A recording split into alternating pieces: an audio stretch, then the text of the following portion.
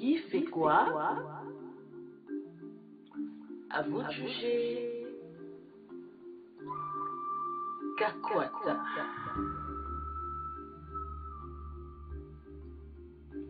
Votre serviteur. Mutoto Wakoluzi. Kakwata. L'homme du peuple. Encore et toujours à vos côtés. Il n'est pas tard. Nous pouvons encore espérer. Tous ensemble. Kesho Usiku. Lamuka. Pamoja jenge kolwezi yetu. Sisi kwa sisi.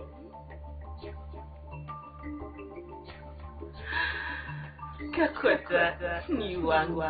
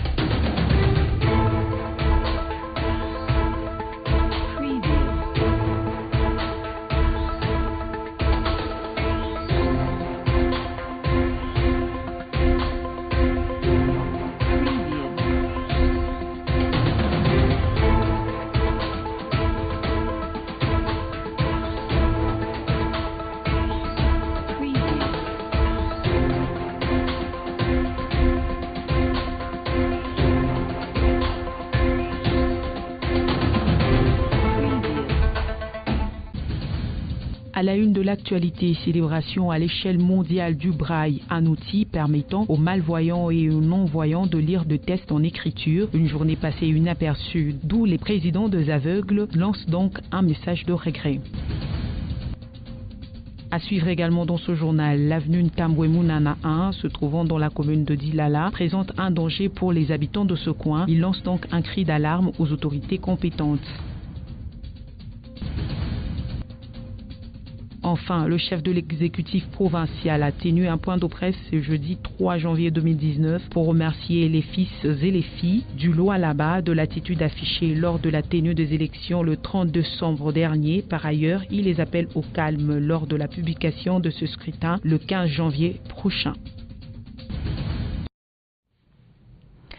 Toutes nos excuses pour ces désagréments, mesdames, messieurs, bienvenue dans cette édition de journal. Un taxi-bus jaune immatriculé 7076 AJ05 a percuté une Jeep de marque Mahindra sur le boulevard du 30 juin en commune de Manika. Aucune perte en vies humaines, mais des dégâts énormes ont été constatés. Taxis Munga nous en parle.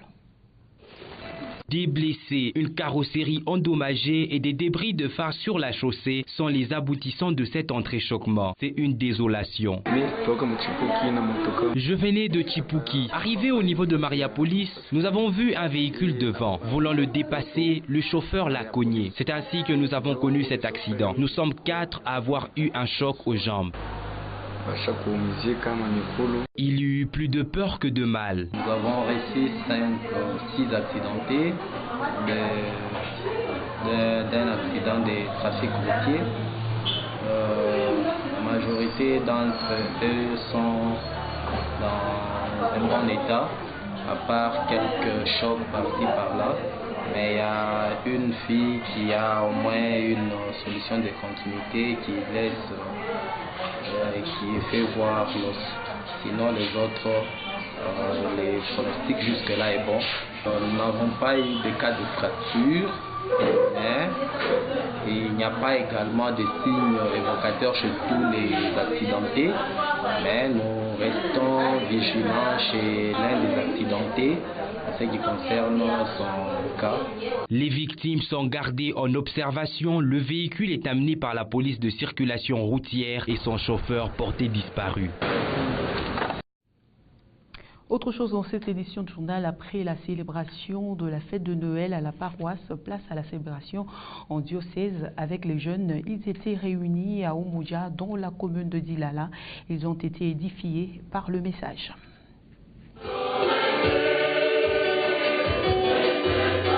Des paroisses différentes, ils jubilaient ensemble, ils sont jeunes, c'est une période décisive. Noël les concerne aussi. La jeunesse est une pierre précieuse, résume le prêche. C'est Noël des jeunes. La jeunesse a toujours été, pour l'ensemble de la communauté, une période très spéciale. La jeunesse, comme on le dit, c'est l'espoir. C'est l'espoir de l'avenir de la nation, comme l'avenir de l'Église. Mais la jeunesse en elle-même, c'est un grand événement. Des cantiques séducteurs des âmes pour Christ, des chants à l'honneur de l'Emmanuel et une homélie pour conscientiser ces jeunes gens. Ce message a eu du répondant. La prédication a été à la hauteur parce que Monseigneur l'évêque nous a dit le bien fondé de la fête de Noël et c'est pourquoi il a essayé d'expliciter à travers les exemples que nous avons trouvés tout au long de l'année électorale en RDC. Noël fêté chaque 25 décembre, ces jeunes le font quelques jours après. Ce n'est pas une dérive. L'objectif, c'est de rassembler tous les jeunes, les mettre autour de Monseigneur et recevoir le message de Monseigneur par rapport à cette période liturgique de Noël. Son Excellence Monseigneur l'évêque s'est basé beaucoup sur ce qu'est un jeune, ce qu'a un jeune et ce qu'il a, qu'est-ce que ça peut apporter à sa nation et même à sa foi. Donc, toutes les énergies que possède un jeune, les énergies qui peuvent être très utiles dans la foi et même dans le développement de toute une nation, de toute une société, de toute une vie. C'est autour de 14 h que cette fête des jeunes a pris fin.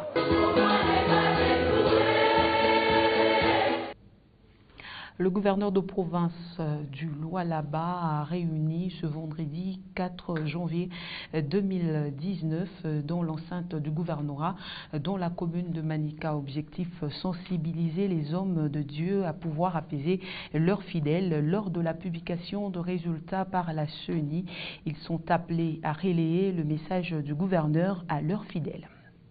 Des ministres des cultes toutes oreilles, ils sont abreuvés d'un message de l'autorité provinciale. La période post-électorale est cruciale. C'est une rencontre opportune. Vous informez que l'étape qui nous attend elle est décisive, la proclamation des résultats. Et nous avons davantage besoin de votre accompagnement parce que si c'est cette... Parmi les critères d'une bonne démocratie, la règle la majorité et le respect la minorité. Ces hommes des dieux doivent le savoir afin de relier le message. Les résultats qui seront publiés par la CENI doivent être acceptés de tous. C'est un message de paix, d'acceptation des résultats des élections.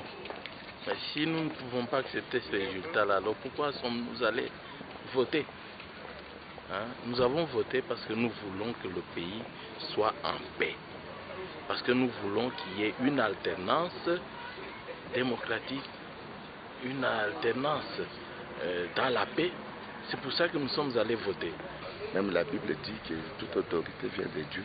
C'est lui qui sera élu comme président de la République. Nous devons nous fléchir vraiment. Et qu'il y ait la paix. C'est pour cela que nous appelons. C'est pour sensibiliser la population, toutes les rangs sociaux. La paix préoccupe au plus haut point les autorités tant la RDC que le peuple congolais qui doit s'y mettre afin d'éviter des cycles de violence. 4 janvier, date historique. Quelques historiens n'ont pas gardé leur langue en poche. Marcelin Moukimbe nous donne son importance. On l'écoute. Nous devons les reconnaître comme des martyrs de l'indépendance, des gens qui ont ce courage, qui a eu comme conséquence que nous soyons aujourd'hui indépendants et capables d'organiser les élections. Parce qu'à l'époque coloniale, les Congolais ne participaient pas aux élections. Ce n'était pas pour eux un droit. Aujourd'hui, si par exemple nous avons ce droit d'avoir élu nos représentants et de continuer dans ce processus, c'est parce qu'il y a eu les martyrs de l'indépendance. C'est donc à juste titre que nous disons que nous devons connaître l'histoire de notre pays. C'est un devoir civique que de connaître l'histoire de son pays. Parce que si vous connaissez l'histoire de votre pays, vous allez apprendre à aimer votre pays. Il y en a qui vivent dans le pays qui ne savent même pas s'ils sont congolais. Ils se réveillent au matin, à midi ils mangent et au soir il est parti dormir. Il ne sait pas que l'appartenance à une nationalité c'est une grande richesse. Il ne sait pas que notre pays a une fondation. Voilà au moins l'événement aujourd'hui du 4 janvier qui est l'une des fondations de notre nation. Des gens qui sont morts là, c'est comme une semence qui a fait en sorte qu'il y ait cette plante. Est-ce que le Belge avait l'intention de donner l'indépendance même 30 ans après? C'est une grande journée, et c'est une journée qui est une journée d'abord de réflexion, de prière, parce qu'on a prié pour eux ce matin. Et c'est une journée aussi qui me permet aussi, comme c'est une nourriture patriotique, d'aimer ces pays, de servir les autres. La CENI est le seul organe habilité à proclamer les résultats provisoires des élections du 30 décembre dernier. Le président de la CENI l'a rappelé au cours d'un point de presse qu'il a tenu ce 3 janvier 2019 au siège de la centrale électorale à Kinshasa. Entre-temps, le porte-parole du gouvernement, Lambert Mende Omalanga, confirme cette information dans une communication qu'il a tenue ce même jeudi face à la presse. Koukoupan nous en parle.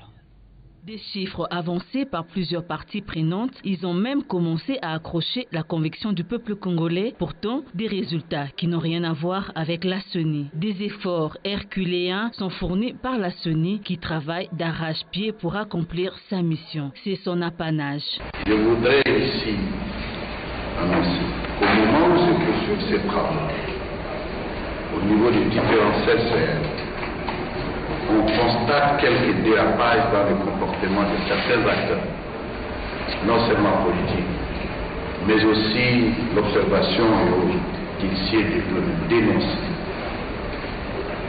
Plusieurs acteurs se vertuent en effet à faire le travail de la CENI. Non. Plutôt que de faire l'observation dans des conditions déterminées par la loi électorale. Toutes les proclamations pathétisent des résultats des élections par des partis, regroupements ou tel ou tel autre média, afin l'article 71 de la loi électorale qui donne cette prérogative au seul président de la CENI ou son remplaçant. Allégation appuyée par le gouvernement qui n'admet pas les publications des résultats qui ne sont pas faites par la CENI. Il importe de retenir qu'en droit congolais, je le répète, c'est la Commission électorale nationale indépendante et elle seule qui est attitrée pour organiser les scrutins et en annoncer les résultats. La communication est donc passée, celle de laisser à la CENI seule à faire le travail, celui d'annoncer les résultats provisoires des élections de la RDC du 30 décembre 2018. Parlons sport à présent. La Ligue de champions de cyclisme du Grand Katanga a organisé une course ce vendredi 4 janvier 2019 pour commémorer la journée de martyrs de l'indépendance. La dite course a été lancée depuis Fungurumé et avait pour chute Kolwezi, place Tribune. Les vainqueurs ont été primés. Au total, 29 coureurs ont pris part à la grande course de ce 4 janvier, jour commémoratif des martyrs de l'indépendance. C'est au niveau de la cité minière de Fungurumé que les coups d'envoi étaient lancés par le vice-président Guillaume Kazadi. 3, 2, 1, 0.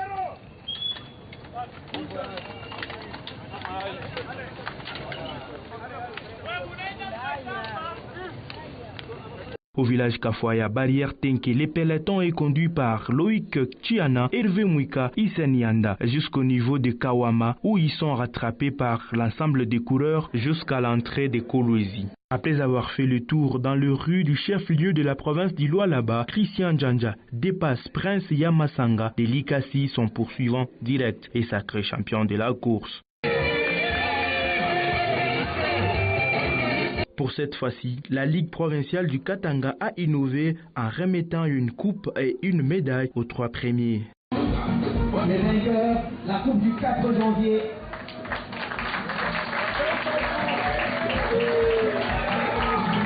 Une enveloppe de $100. La grandeur des athlètes s'est exprimée. Donc, obtenir nos objectifs. Nous avons promis et puis on a réalisé. Aujourd'hui, comme vous savez, d'abord pour moi c'est la joie. J'ai vu quand même qu'il y avait une bonne performance par rapport à l'année dernière. Et aujourd'hui, j'ai vu quand même des coureurs qui sont bien comportés. Depuis Fongru, mais sur la Colombie, il n'y a pas eu beaucoup d'abandon. Vous savez, peut-être quelques problèmes matériels. Mais aussi, sur le plan de performance, on a vu quand même des coureurs et nous promet quand même dans les jours à venir, nous pourrons espérer que la province du Grand Katanga a des cyclistes compétents pouvant compétir à n'importe quelle compétition. Le rendez-vous est pris pour le 4 janvier 2020. L'attaquant anglebertois Ben Malango ne sera plus visible sur terrain dans le prochain match. Il a connu une blessure qui ne lui permettra pas de descendre sur terrain.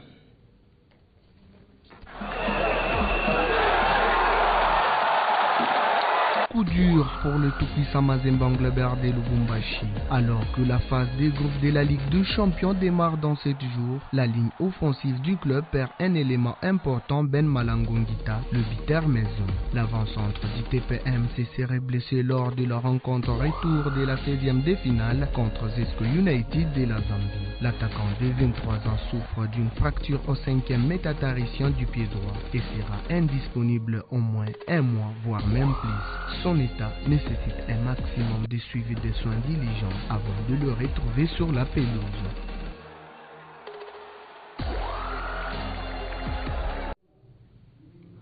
Et puis avant de mettre un terme à cette édition de journal, plusieurs mouvements de joueurs s'effectuent en cette période de mercato hivernal en Europe, tout comme en Afrique. Le but est de gonfler l'effectif pour bien aborder la phase de groupe. Malgré quelques doutes sur sa forme physique et son salaire, Samir Nasri a bien trouvé un nouveau point de chute. L'ancien Marseillais rejoint West Ham jusqu'à la fin de la saison. Reste désormais à l'international français de trouver des bonnes sensations et convaincre Manuel Pellegrini et le dirigeant. L'ancien joueur d'Arsenal et de Manchester City va de nouveau retrouver la Première Ligue. Roger Lemaire rejoint l'étoile sportive du Sahel, l'ancien sélectionneur de l'équipe de France, vainqueur de l'Euro 2000. Le club tunisien est actuellement 6e de son championnat. Il s'est exprimé lors d'une conférence de presse de présentation pour sa venue.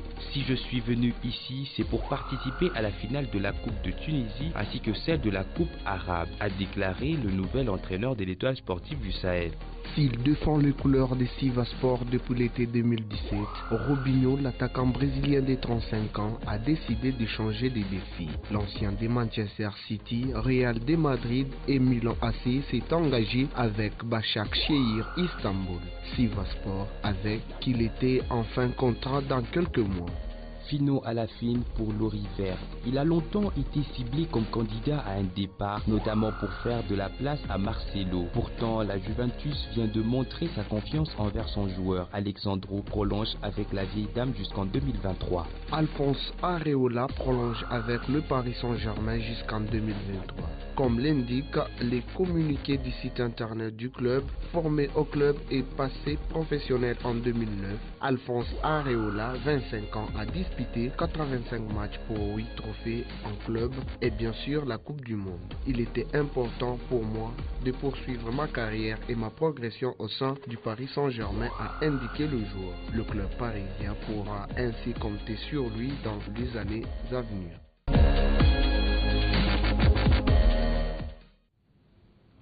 Et voilà, c'est par cette note sportive que nous mettons un terme à cette édition du journal. Mesdames, Messieurs, merci à vous de l'avoir suivi. Le programme continue sur Wango Radio-Télévision.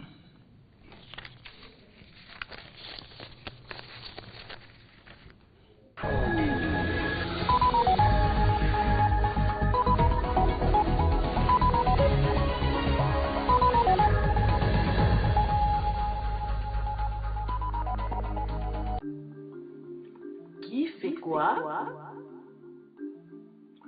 À vous de juger. Kakwata.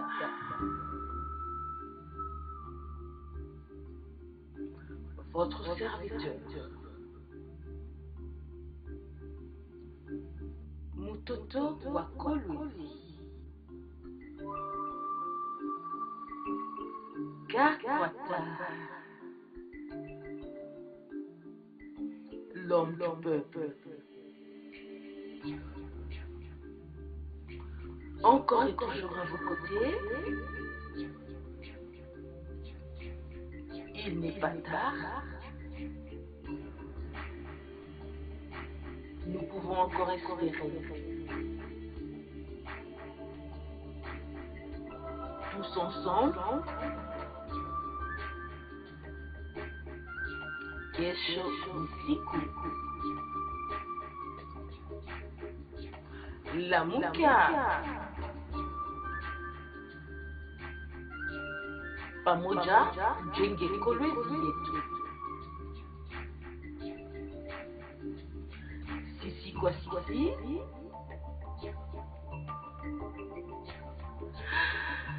Kakwata ni wangu.